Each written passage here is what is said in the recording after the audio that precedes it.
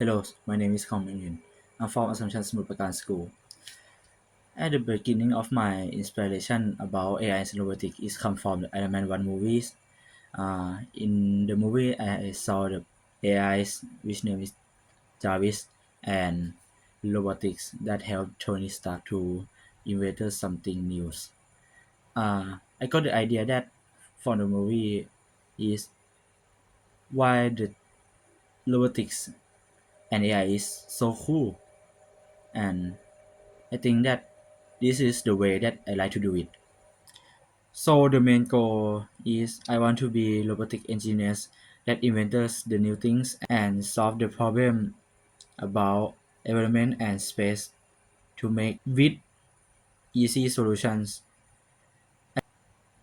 I hope that I Camp 2026 will give the evidence that I can't find it from anywhere, and I want to make the new friends that interesting in the similar topic that I like. So the competition that I participate with is HPU Robot Light Tracking Contest 2024. The main goal of this competition is to solve the problem that we saw on the track and to qualifying the robot with a high speed. The evidence that I got from this competition is I fixed the robot that is not working at first because the coding is bug and error. So I went to it and there I found two main problems is IR sensors and motors. IR sensors that I found the problem is not detect the line. So I fixed the variable and make it detect properly, and then is the motors that I use PWM solutions. Is the solution that control the speed of the motors. Of this problem that I found is I can fix it on the limited time, but in the end we not qualifying into the final round.